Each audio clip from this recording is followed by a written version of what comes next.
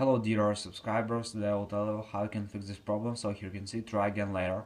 We limit how often you can do certain things on Instagram, so like following people to protect our community. Tell us if you think we made a mistake. So how you can also fix this problem. So first thing you need to know is that mostly it happens because you just make a lot of action, the same action at one time. So mostly you need just to wait some time until Instagram will unblock these actions for you.